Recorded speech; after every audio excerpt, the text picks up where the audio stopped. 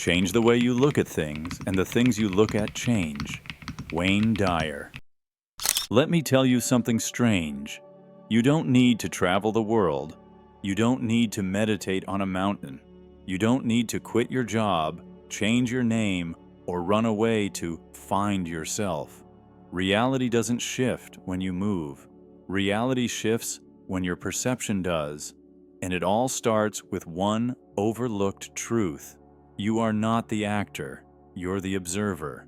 Let that settle for a second, because most of us, we're caught in the illusion of movement, chasing goals, escaping problems, searching for something more, trying to upgrade the simulation with hustle, strategy, control. But ancient teachings, from Hermetics to Hindu Vedanta, all say the same thing. The world around you is a mirror.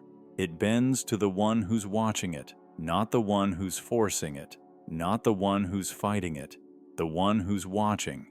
And if you truly understand what that means, you'll never see your life the same way again. Let's break it down. There are two versions of you right now. There's the you that thinks, feels, reacts, the one inside the story. And then there's the silent watcher behind the thoughts, the awareness behind the noise, the stillness that never changes, even when your entire world is burning. That second one, that's the real you, and that's the one that can shift realities without moving a muscle. Because reality isn't what's out there, it's what you tune into, like a radio station, like a frequency. You don't create a new station, you just dial into a different one, and every single timeline, version, or outcome already exists in the quantum field. But here's the twist. You don't access them by chasing them. You access them by becoming the version of you who already lives there. And how do you become that version? By observing differently, by changing the meaning you assign to what's happening. See, it's never about what happens. It's about how you see what happens. Example, two people lose their job. One says, "I'm a failure, life hates me."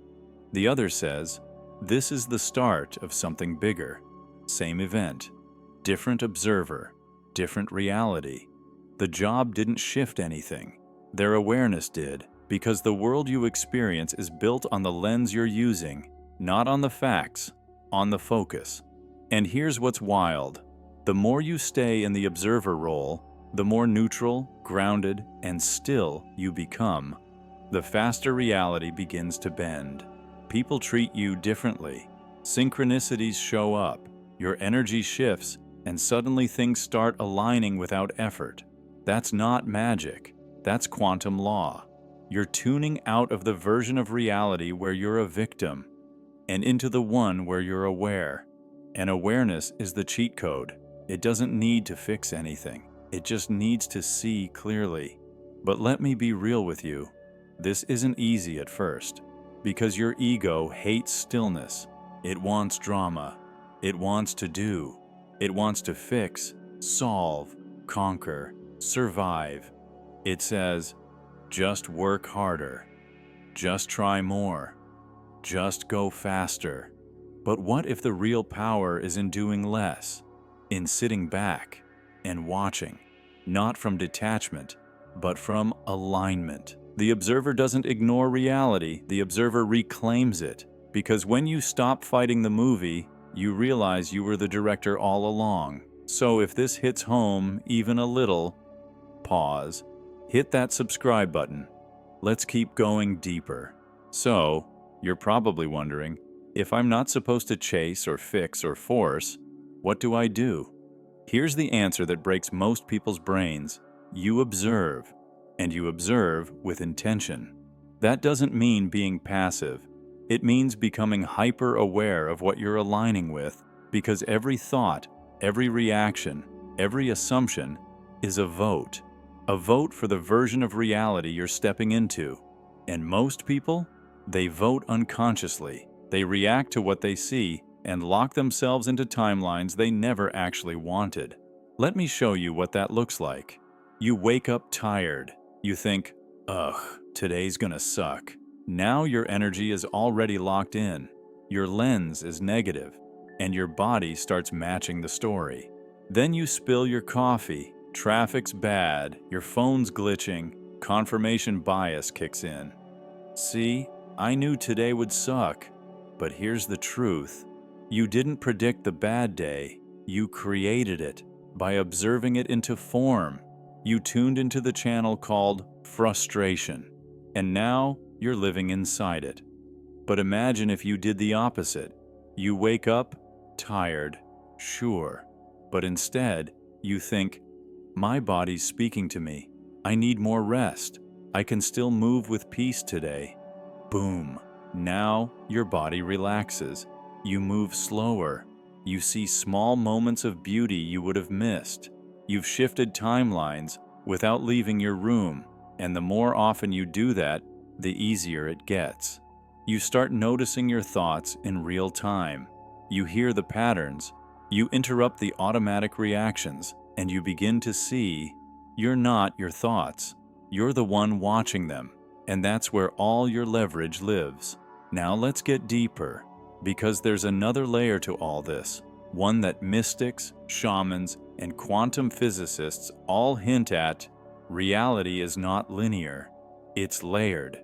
Think of it like frequencies stacked on top of each other, like invisible channels playing simultaneously, and depending on how you observe, you land on a different one.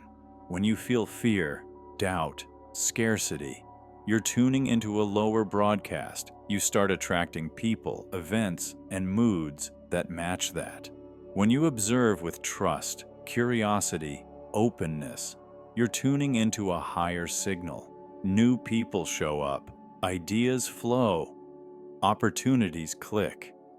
Not because the world changed, because your lens did. Here's where most people get stuck.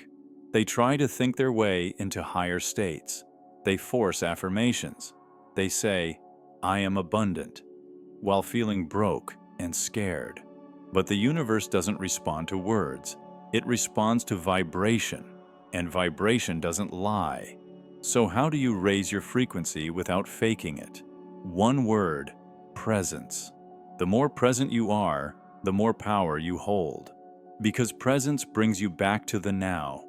And the now is where all timelines overlap, all potential, all versions of you, not the past, not the future, not the story, the now. That's where the observer lives. And here's the beautiful paradox. You don't need to shift reality.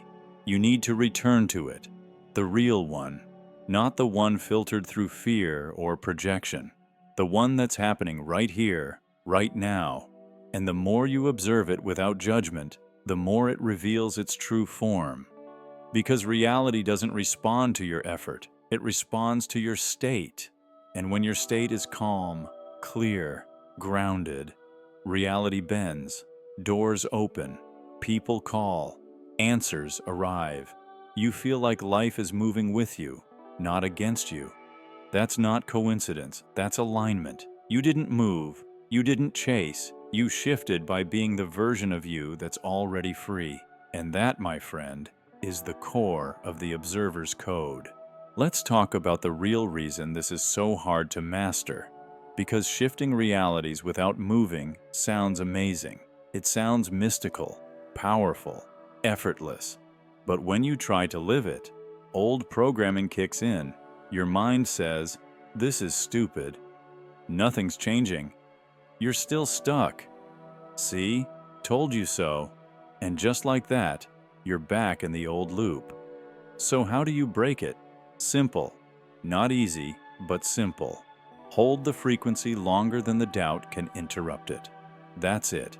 Your power as the observer grows every time you don't take the bait, every time you don't react, every time you stay rooted, even when your old reality screams for attention. Because here's what most people don't understand. Your old reality will fight back. Right before it dissolves, it'll test you. It'll poke at your insecurities. It'll whisper, you're delusional. And it'll do anything it can to keep you in the loop where it's still in control. But if you can breathe through it, watch it, acknowledge it, and still choose your new state, that's when timelines collapse. Not in a flash of light, not in some dramatic miracle, but in subtle ways. Your reaction changes, your choices evolve, and your outer world begins to rearrange itself in response to who you're being, not what you're doing. That's the observer's code. Shift your state, and the simulation adjusts around you. No more begging reality to give you what you want. No more proving yourself to people who don't see you. No more chasing outcomes that never. Just presence, observation, and aligned intention. It's not passive, it's precision. And it's how ancient mystics, monks, and masters operated, not by doing more, but by becoming still enough to see clearly. They knew, you don't create new realities, you collapse the ones that no longer match your awareness. That's what collapsing timelines actually means. You're not traveling, you're not jumping, you're not leaving anything behind. You're simply not feeding the loop anymore. You've outgrown the version of you who needed it. And so the loop fades, because reality is just a reflection of your internal state. It's a mirror, not a command center. You don't control the mirror by yelling at it. You change the reflection by changing you. So, if you've been waiting for a sign to stop forcing, chasing, and proving, this is it. Stop asking, when will my reality change?